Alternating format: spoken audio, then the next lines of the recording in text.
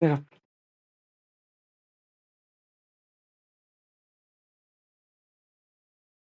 ये क्या है? आयनिक और इलेक्ट्रोवैलेंट बॉन्ड, ठीक है? ये किन-किन चीज़ों पर निर्भर कर रहा है? तो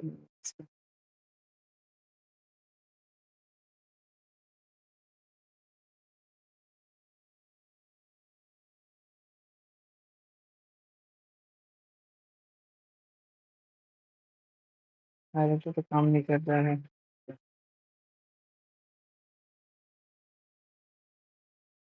हुँ,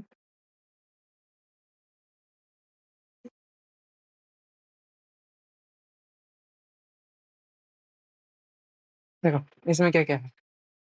कोसेल और लेविस, ठीक है? इन दोनों ने आयनिक बॉन्ड का फॉर्मेशन के बारे में बताया, ठीक है? कोसेल और लेविस ने इसके बारे में बताया कि आयनिक बॉन्ड का फॉर्मेशन हम लोग का कैसे होता है, ठीक है? तो इसके लिए उन्होंने 2 कंडीशन बताया। पहला कंडीशन क्या? The ease of formation of the positive and negative ions from the respective neutral atom. जो हम लोग एटम तो ज़्यादातर हम लोग न्यूट्रल फॉर्म में रहता है, लेकिन उसी न्यूट्रल फॉर्म में जो उसका जो पॉजिटिव आयन होगा या फिर नेगेटिव आयन होगा। पॉजिटिव आयन या फिर नेगेटिव आयन किस बात पर डिपेंड करेगा कि वो इलेक्ट्रॉन का गेन कर रहा है कि या फिर इलेक्ट्रॉन को छोड़ रहा है, ठीक है? उस पर भी निर्भर करेगा। दूसरा क्या दिया? The arrangement of the positive and negative ions in the solid. Solid में वो किस तरीके से अरेंज हुआ है, ठीक है? तो ये 2 कारण हैं जिससे हम लोगों का आयनिक या फिर इलेक्ट्रोवैलेंट बॉन्ड बनता है, ठीक है? तो आयनिक या इलेक्ट्रॉन बॉन्ड को क्या लिखोगे? फ्रॉम से स्टार्ट करके कहाँ तक लिखना होगा हम लोगों का? बॉन्ड तक, ठीक है? अब देखो, इसको हम लोग थोड़ा-सा एक्सप्लेन करते हैं। पहले क्या बोला? उसका पहले तो न्यूट्रल एटम लेना है, जैसे यहाँ पर हम लोग को एक न्यूट्रल एटम लिया गया है।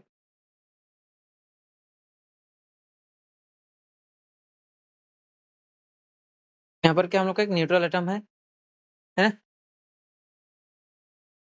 अब इस न्यूट्रल एटम में ये क्या कर रहा है? इलेक्ट्रॉन को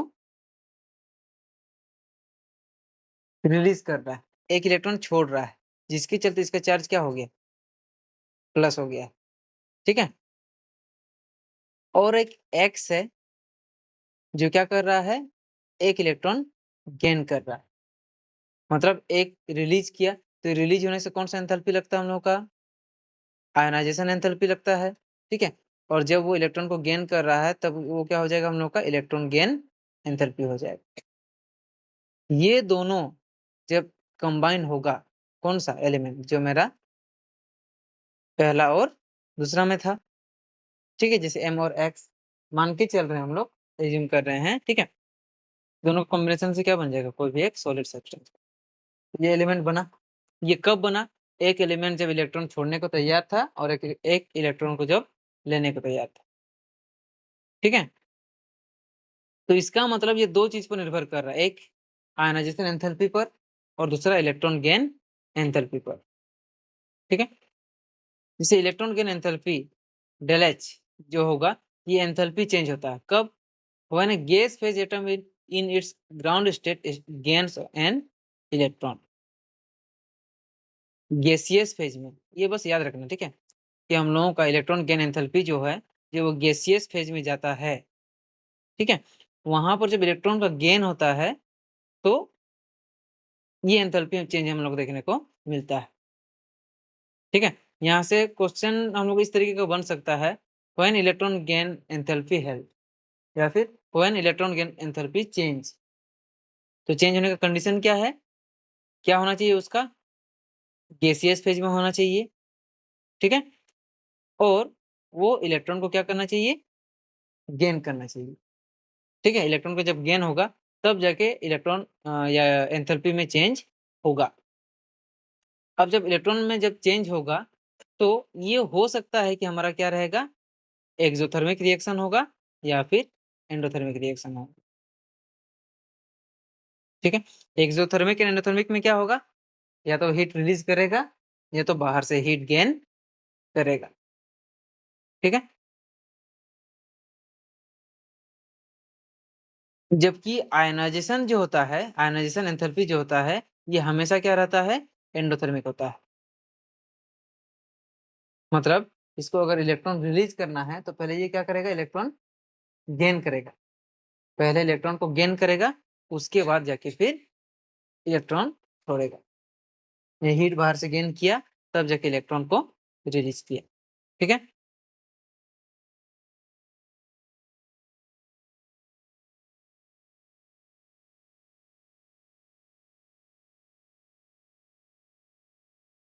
अब इसका मतलब क्या निकल के आया, ionic bonds will be formed more easily between elements with comparatively low ionization enthalpies। मतलब आयनिक बॉन्ड जो बनेगा वो कब इसी तरीके से बनेगा, ये ऐसे एलिमेंट्स के बीच में इसी तरीके से बनेगा जिनका आयनाइजेशन एंथैल्पी क्या होता है, लो होता है। ठीक है। Elements with comparatively high negative value, ठीक है, ऑफ इलेक्ट्रॉन गेन एंथैल्पी, यानी कि इलेक्ट्रॉन गेन एंथैल्पी उसका नेगेटिव होना चाहिए और नेगेटिव में हाई होना चाहिए। नेगेटिव में हाई का मतलब क्या, इलेक्ट्रॉन लेने के लिए कि इलेक्ट्रॉन देने के लिए।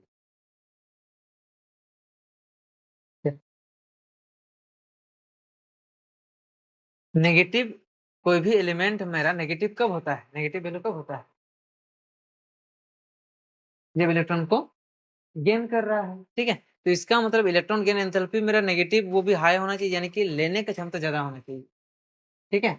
देने वाला अगर राजी नहीं भी है तो टेम्परेचर बढ़ा के उसको निकलवाया जा सकता है, लेकिन लेने वाले को तो नहीं कर सकते ना हम लोग।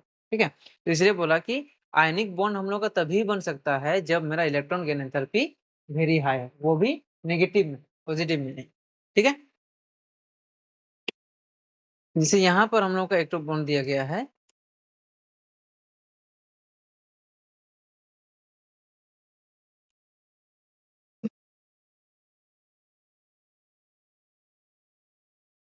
इसके लिए है सोडियम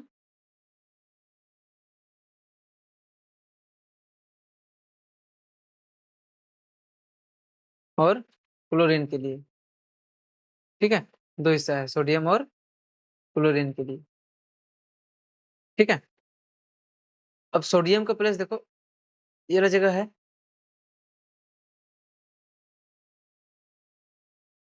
ये जहां भी है हर एक जगह क्या है हम लोगों का, सोडियम है। लेकिन सोडियम जरूर है, ये दे रहा है, लेकिन अगर लेने वाले नहीं होंगे तो स्ट्रक्चर भी नहीं बन पाएगा। इसीलिए जो इलेक्ट्रॉन ले रहे हैं उनका भी होना वहां पर बहुत ज्यादा जरूरी है। ठीक है। तब जाके वो इलेक्ट्रॉन का शेयर कर पाएगा। ठीक है। और इस तरीके से वो क्या बना पाएगा, एक क्रिस्टल स्ट्रक्चर को क्रिएट कर पाएगा। ठीक है। और ये जो क्रिस्टल स्ट्रक्चर बनेगा, ये इसका स्टेबलाइज भी होना जरूरी है। ठीक है। अब स्टेबलाइज होना कैसे जरूरी है, देखो स्टेबल अगर फॉर्म में नहीं रहेगा, स्टेबल फॉर्म के नहीं रहने से वो क्या होगा, इधर उधर घूमता घूमता रहेगा, भागेगा इधर उधर। ठीक है। तो उसको स्टेबलाइज फॉर्म में रखने के लिए हम लोगों का एनर्जी का रिलीज होना बहुत जरूरी है, क्योंकि एनर्जी जितना ज्यादा वो गेन करके रखेगा उतना ज्यादा उसका बोल सकते हैं एबिलिटी होगा, कि हो सकता है कि वो वापस से गेन करने लग जाए या रिलीज करने लग जाए, स्टेबल फॉर्म में नहीं रहेगा। तो इसीलिए उसका एनर्जी को रिलीज करना बहुत जरूरी होता है।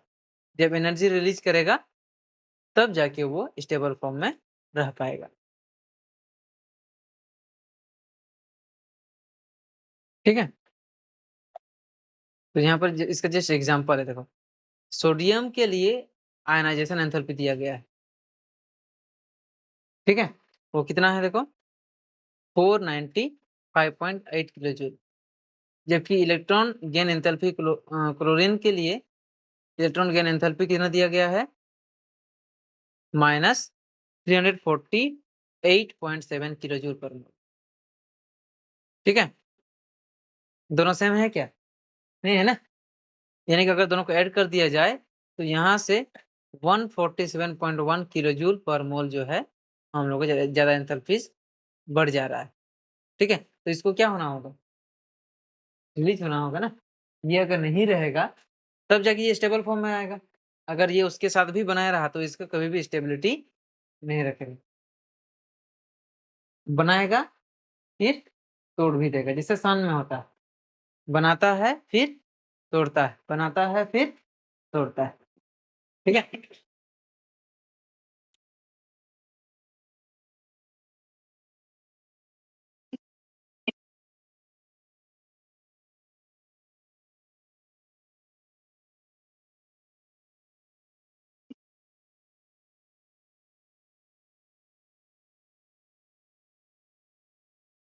अब उसके बाद तो इसके पहले वाला में तब कहाँ लिखना पड़ेगा तब हम लोगों को? जो 2 थ्योरीज़ दिए गए थे, किसके द्वारा? कोसेल और लेविस, ठीक है? कोसेल और लेविस के द्वारा हम लोग को लिखना है। समझते थे? 2 पॉइंट पे। हाँ, 2 पॉइंट तक लिखना है, ठीक है? हुँ, कौन-सा? हाँ, वो वाला तो लिखना था। इसमें टिक कर दिए थे, इसमें ये वाले में टिक किए। और आज को दोबारा रिवाइज़ कर लेंगे, नहीं तो देख लेंगे, बता देंगे, ठीक है? हम लोग जो पढ़े थे उसका समरी है, अभी तक जितना पढ़े थे टोटल, उसका समरी दिया हुआ है। और लिमिटेशन ऑफ ऑक्टेट रूल है, जहाँ पर ऑक्टेट रूल हम लोग का काम नहीं करेगा, वहाँ पर। अब देखो, लेटिस एंथैल्पी